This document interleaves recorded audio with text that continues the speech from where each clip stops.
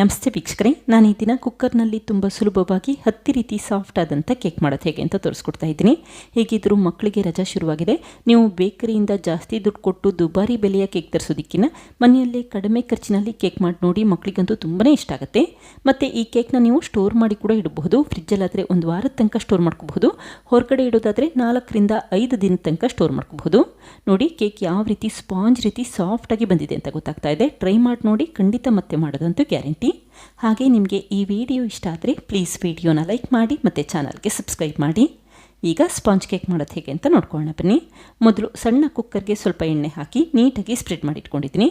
ನಂತರ baking paper ಇಟ್ಟಿದ್ದರೆ baking paper ಮೇಲೂ ಕೂಡ ಎಣ್ಣೆ ಹಾಕಿ ಸ್ಪ್ರೆಡ್ ಮಾಡಿ ಇಟ್ಕೊಳ್ಳಿ. ಬೇಕಿಂಗ್ ಪೇಪರ್ ಇಲ್ಲ ಅಂದರೆ ತೊಂದರೆ ಇಲ್ಲ, ಸ್ವಲ್ಪ ಮೈದಾ ಹಿಟ್ಟಿನಲ್ಲಿ ಸ್ಪ್ರಿಂಕಲ್ ಮಾಡ್ಕೊಳ್ಳಿ ಅಷ್ಟೇ. ಹಾಗೆ ನಾನಿಲ್ಲಿ 2 ಮೊಟ್ಟೆಗಳನ್ನ ಒಡೆದು ಹಾಕ್ಕೊಳ್ತಾ ಇದ್ದೀನಿ. ಮೊಟ್ಟೆ ಬೇಡ ಅಂತಂದರೆ 1/4 ಕಪ್ಪಷ್ಟು ಮೊಸರು ಉಪಯೋಗಿಸ್ಕೊಳ್ಳಿ.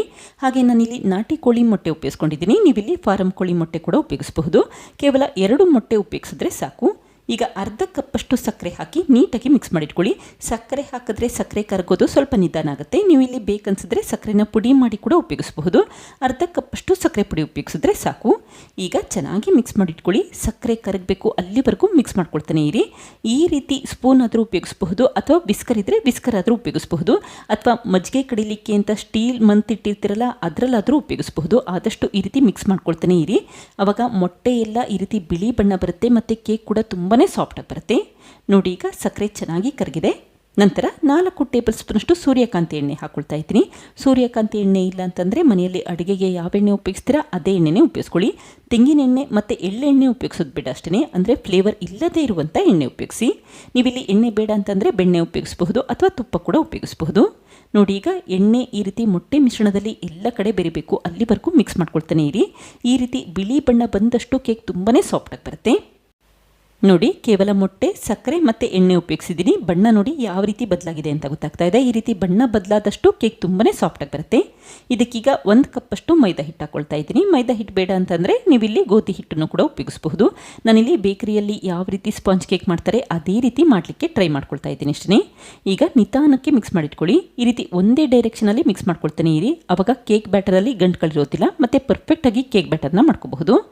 ಈಗ 1/4 ಕಪ್ಪಷ್ಟು ಬಿಸಿ ಮಾಡಿ ತಣ್ಣಗಿರುವಂಥ ಹಾಲನ್ನು ಹಾಕ್ಕೊಳ್ತಾ ಇದ್ದೀನಿ. ಹಾಲು ಹಾಕಬೇಕಾದ್ರೆ ಒಟ್ಟಿಗೆ ಹಾಕ್ಲಿಕ್ಕೆ ಹೋಗಬೇಡಿ, ಸ್ವಲ್ಪನೇ ಹಾಕಿ ನಿಧಾನಕ್ಕೆ ಮಿಕ್ಸ್ ಮಾಡಿಟ್ಕೊಳ್ಳಿ. ಆವಾಗ ಕೇಕ್ ಬ್ಯಾಟರ್ ತೆಳುವಾಗೋದಿಲ್ಲ ಅಂತಷ್ಟೇ. ಈಗ ಉಳಿದಿರುವಂಥ ಹಾಲನ್ನು ಹಾಕಿ ಮತ್ತೆ ಒಂದ್ಸರಿ ಮಿಕ್ಸ್ ಮಾಡ್ಕೊಳ್ತಾ ಇದ್ದೀನಿ. ಮೊದಲೇ ಹೇಳಿದಾಗೆ ಹಾಲನ್ನು ಬಿಸಿ ಮಾಡಿ ತಣ್ಣಗಾದ ನಂತರ ಅಷ್ಟೇ ಉಪಯೋಗಿಸ್ಕೊಳ್ಳಿ. ಈಗ ಚೆನ್ನಾಗಿ ಮಿಕ್ಸ್ ಮಾಡ್ಕೊಳ್ತಾ ಬನ್ನಿ. ದೋಸೆ ಹಿಟ್ಟಿರುತ್ತಲ್ಲ ಆ ಕನ್ಸಿಸ್ಟೆನ್ಸಿಯಲ್ಲಿ ಕೇಕ್ ಬ್ಯಾಟರ್ ಮಾಡಿದರೆ ಸಾಕು. ತುಂಬ ತೆಳುವಾಗಿರೋದು ಬೇಡ ಮತ್ತು ತುಂಬ ಗಟ್ಟಿಯಾಗೂ ಕೂಡ ಇರೋದು ಬೇಡ. ಇದಕ್ಕೀಗ 1/2 ಟೀ ಸ್ಪೂನಷ್ಟು ವೆನಿಲಾ ಎಸೆನ್ಸ್ ಹಾಕ್ಕೊಂಡಿದ್ದೀನಿ. ವೆನಿಲಾ ಎಸೆನ್ಸ್ ಇದ್ದರೆ ಉಪಯೋಗಿಸಿ, ಇಲ್ಲ ಅಂತಂದರೆ ಅರ್ಧ ಟೀ ಸ್ಪೂನಷ್ಟು ಏಲಕ್ಕಿ ಪುಡಿ ಕೂಡ ಉಪಯೋಗಿಸಬಹುದು. ಆವಾಗ ಕೂಡ ಕೇಕಲ್ಲಿ ಒಂದೊಳ್ಳೆ ಫ್ಲೇವರ್ ಇರುತ್ತೆ. ಈಗ ಒಂದು ಜರಡಿ ಇಟ್ಟಿದ್ರೆ 1/4 ಟೀ ಸ್ಪೂನಷ್ಟು ಅಡುಗೆ ಸೋಡಾ ಹಾಕ್ಕೊಂಡಿದ್ದೀನಿ. ನಂತರ ನಾನಿಲ್ಲಿ 1 ಟೀ ಸ್ಪೂನಷ್ಟು ಬೇಕಿಂಗ್ ಪೌಡರ್ ಹಾಕ್ಕೊಳ್ತಾ ಇದ್ದೀನಿ. ಅಕಸ್ಮಾತ್ ಮನೆಯಲ್ಲಿ ಬೇಕಿಂಗ್ ಪೌಡರ್ ಇಲ್ಲ ಅಂತಂದರೆ 1/4 ಟೀ ಸ್ಪೂನ್ಗಿನ ಸ್ವಲ್ಪ ಜಾಸ್ತಿ ಪ್ರಮಾಣದಲ್ಲಿ ಅಡುಗೆ ಸೋಡಾ ಹಾಕ್ಕೊಳ್ಳಿ. ಆವಾಗ ಕೂಡ ಕೇಕ್ ತುಂಬಾ ಸಾಫ್ಟಾಗಿ ಬರುತ್ತೆ. ಇದಕ್ಕೀಗ 1 ಟೇಬಲ್ ಸ್ಪೂನಷ್ಟು ಬಿಸಿ ಮಾಡಿ ತಣ್ಣಗಿರುವಂಥ ಹಾಲನ್ನು ಹಾಕ್ಕೊಂಡಿದ್ದೀನಿ. ಈಗ ಮತ್ತೆ ಒಂದ್ಸರಿ ನೀಟಾಗಿ ಮಿಕ್ಸ್ ಮಾಡಿಟ್ಕೊಳ್ಳಿ. ಹಾಗೆ ಸೋಡಾ ಮತ್ತು ಬೇಕಿಂಗ್ ಪೌಡರ್ ಹಾಕಾದ್ಮೇಲೆ ತುಂಬ ಸಮಯ ಕೇಕ್ ಬ್ಯಾಟರ್ನ ಮಿಕ್ಸ್ ಮಾಡ್ತಾನೆ ಇರಬೇಡಿ. ಈ ರೀತಿ ಒಂದ್ಸರಿ ಮಿಕ್ಸ್ ಮಾಡಿಕೊಂಡು ತಕ್ಷಣವೇ ಕುಕ್ಕರ್ಗೆ ಹಾಕ್ಕೊಳ್ಳಿ ಮತ್ತು ತಕ್ಷಣವೇ ಬೇಯಲಿಕ್ಕೆ ಇಟ್ಕೊಳ್ಳಿ. ಆವಾಗ ಕೇಕ್ ಕೂಡ ಚೆನ್ನಾಗಿ ಉಬ್ಬಿ ಬರುತ್ತೆ. ನೋಡಿ, ಕೇಕ್ ಬ್ಯಾಟರಲ್ಲಿ ಎಲ್ಲೂ ಕೂಡ ಗಂಟುಗಳಾಗಿಲ್ಲ. ದೋಸೆ ಹಿಟ್ಟು ಅಥವಾ ಇಡ್ಲಿ ಹಿಟ್ಟಿರ್ತಲ್ಲ ಆ ಕನ್ಸಿಸ್ಟೆನ್ಸಿಯಲ್ಲಿ ಕೇಕ್ ಬ್ಯಾಟರ್ನ ಮಾಡಿಟ್ಕೊಂಡಿದ್ದೀನಿ. ನಂತರ ಕುಕ್ಕರ್ನ 1-2 ಬಾರಿ ನೆಲಕ್ಕೆ ಟ್ಯಾಪ್ ಮಾಡ್ಕೊಳ್ಳಿ. ಆವಾಗ ಕೇಕ್ ಬ್ಯಾಟರಲ್ಲಿ ಏರ್ ಬಬಲ್ಸ್ ಇದ್ದರೆ ಅದೆಲ್ಲ ಹೊಟ್ಟೋಗುತ್ತೆ ಅಂತಷ್ಟೇ. ಇದೇ ಸಮಯದಲ್ಲಿ ಒಂದು ಗಟ್ಟಿಯಾದ ತವನ ಬಿಸಿ ಮಾಡಲಿಕ್ಕೆ ಇಟ್ಟಿದ್ದೀನಿ. ನೋಡಿ, ಉರಿನ ಹೈ ಫ್ಲೇಮಲ್ಲಿ ಇಟ್ಕೊಂಡು ಮೊದಲು ತವನ ಬಿಸಿ ಮಾಡಲಿಕ್ಕೆ ಇಟ್ಕೊಳ್ಳಿ. ತವ ಚೆನ್ನಾಗಿ ಬಿಸಿಯಾದ ನಂತರ ಅಷ್ಟೇ ಸಣ್ಣ ಉರಿ ಅಥವಾ ಲೋ ಫ್ಲೇಮಲ್ಲಿ ಇಟ್ಕೊಂಡಿದ್ದೀನಿ. ಈಗ ಕುಕ್ಕರ್ನ ಮಧ್ಯಭಾಗದಲ್ಲಿ ಇಟ್ಕೊಂಡು ಲೀಡ್ ಕ್ಲೋಸ್ ಮಾಡಿ 35 ರಿಂದ 45 ನಿಮಿಷ ಬೇಯಲಿಕ್ಕೆ ಇಟ್ಕೊಳ್ಳಿ. ಒಂದ್ಸರಿ ಚೆಕ್ ಮಾಡಿ ನೋಡಿ, 35 ನಿಮಿಷ. ಈ ರೀತಿ ಟೂತ್ ಪಿಕ್ ಹಾಕಿದ್ರೆ ಕೇಕ್ ಅಂಟ್ತಾ ಇಲ್ಲ ಅಂತಂದರೆ ಚೆನ್ನಾಗಿ ಬೆಂದಿದೆ ಅಂತ ಅರ್ಥ. ಅಕಸ್ಮಾತ್ ಕೇಕ್ ಏನಾದರೂ ಇನ್ನೂ ಅಂಟ್ಕೊಳ್ತಾ ಇದೆ ಅನ್ಸಿದ್ರೆ ಮತ್ತೆ ಒಂದು 10 ನಿಮಿಷ ಬೇಯಲಿಕ್ಕೆ ಇಟ್ಕೊಳ್ಳಿ.